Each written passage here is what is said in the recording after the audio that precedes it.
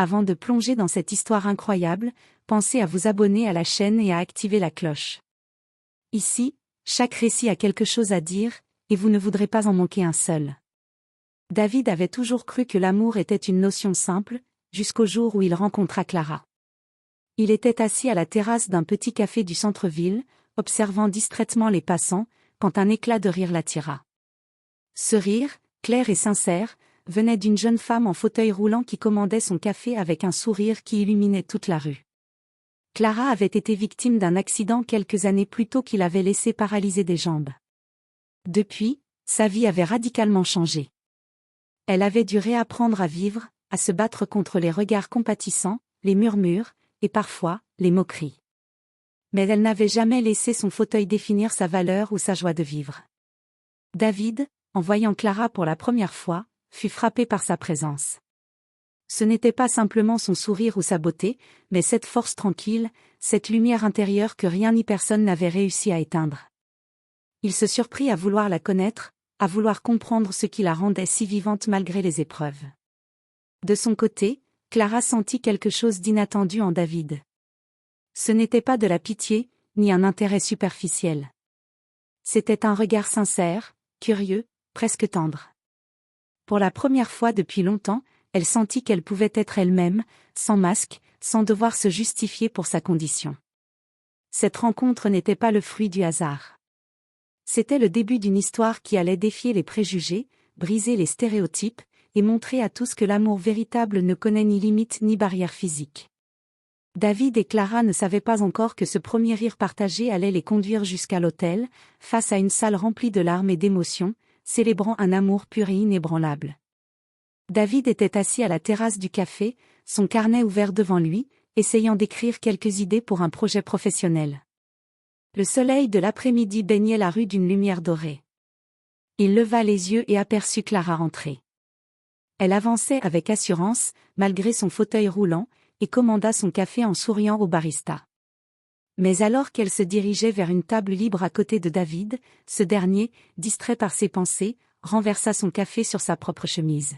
« Oh non !» s'exclama David, attrapant une serviette. Clara éclata de rire, un son clair et chaleureux qui fit immédiatement battre le cœur de David un peu plus vite. « Vous êtes sérieux ? Vous essayez de me faire peur ou quoi ? demanda-t-elle, mi-amusée, mi-compatissante. David rougit légèrement. Je suis vraiment désolée. Je crois que j'ai besoin d'un café plus fort, ou de lunettes. Clara secoua la tête, toujours souriante.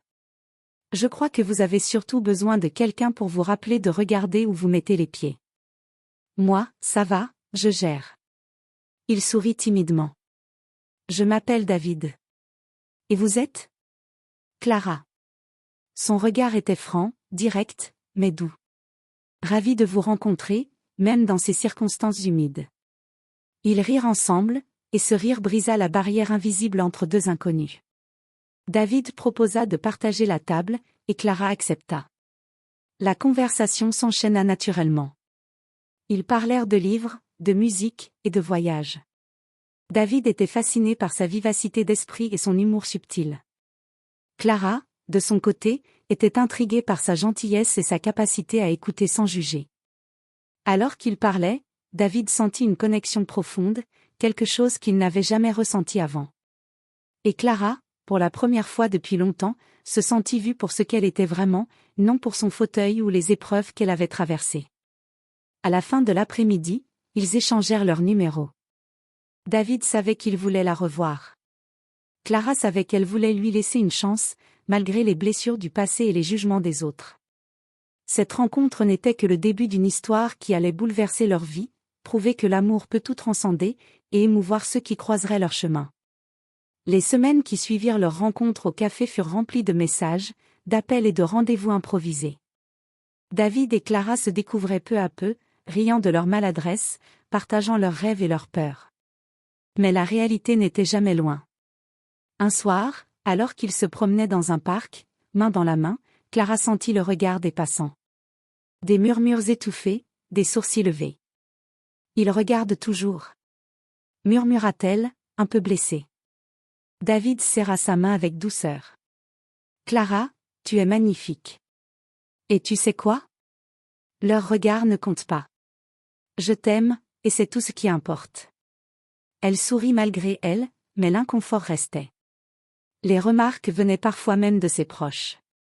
Sa cousine lui avait lancé: tu sais qu'il pourrait trouver mieux qu'une fille en fauteuil. Clara avait répondu, la voix ferme: il m'aime pour moi, pas pour mes jambes. David, quant à lui, fit face à des amis qui ne comprenaient pas son choix. Lors d'un dîner, un collègue murmura: tu sais, Clara, c'est courageux de sa part. David rétorqua calmement mais avec conviction: courageux? Non. Je suis juste amoureux d'elle. Rien de plus. Malgré ces obstacles, leur lien se renforçait. David apprenait à connaître les défis du quotidien de Clara, les rampes manquantes, les transports compliqués, les regards curieux. Mais il n'y voyait jamais un fardeau. Pour lui, chaque geste était une opportunité de montrer son amour. Un après-midi, ils organisèrent une sortie au musée. Clara glissait son fauteuil avec aisance, et David la suivait, émerveillé par sa force et sa persévérance. À un moment, un enfant les observa avec curiosité et demanda: Maman, pourquoi elle est en fauteuil?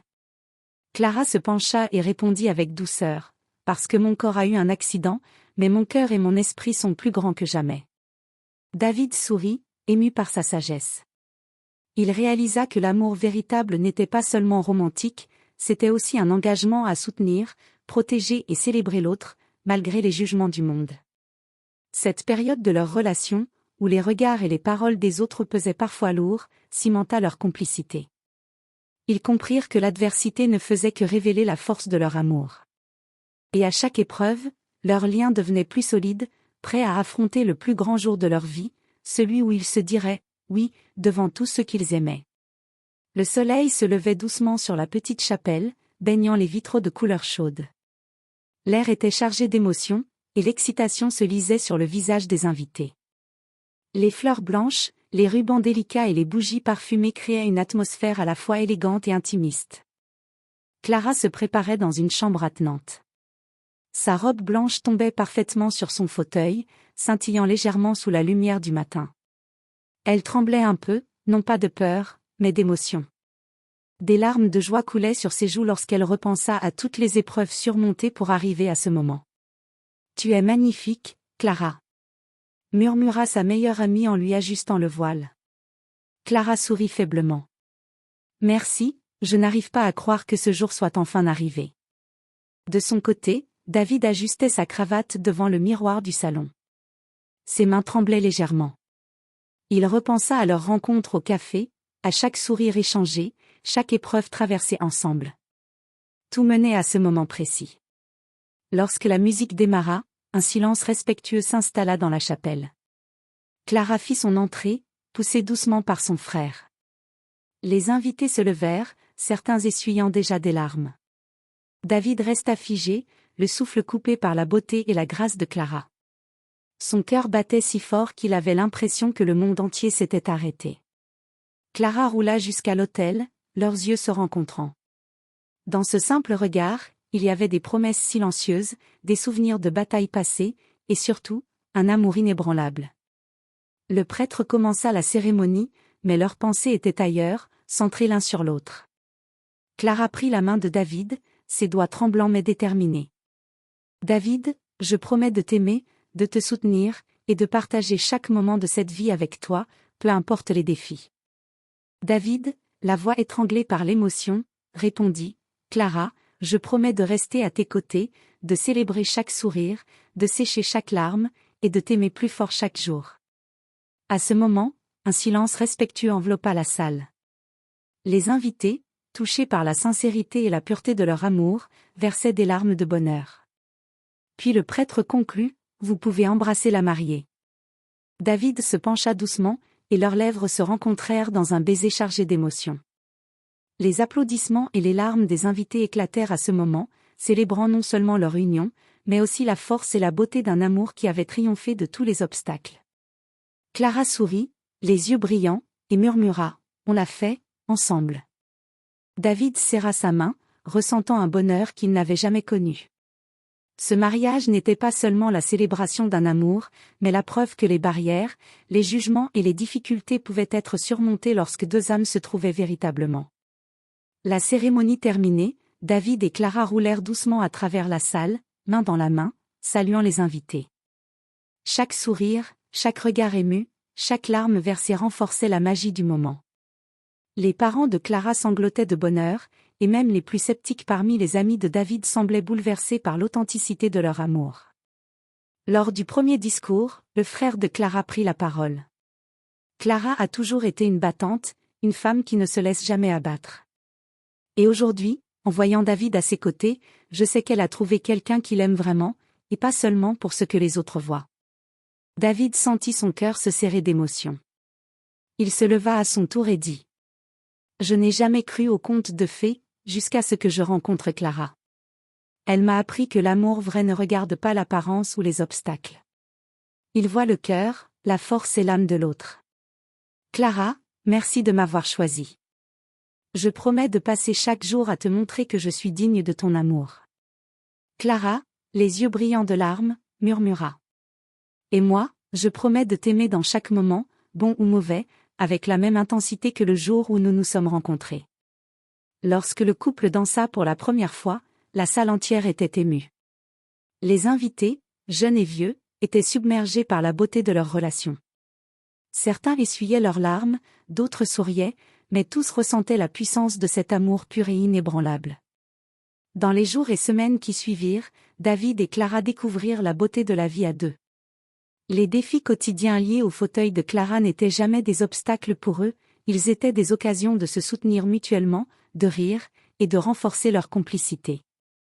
Ils participèrent à des événements caritatifs, inspirèrent leur communauté et devinrent un symbole vivant que l'amour n'a pas de limite. Chaque sourire échangé, chaque main tenue, chaque épreuve surmontée était la preuve que leur histoire n'était pas seulement la leur, elle appartenait à tous ceux qui avaient besoin de croire que l'amour véritable pouvait triompher de tout. Et ainsi, dans le regard de chacun, la leçon était claire, l'amour authentique voit l'âme, pas les apparences, et ceux qui s'aiment vraiment sont capables de toucher et d'émouvoir le monde entier.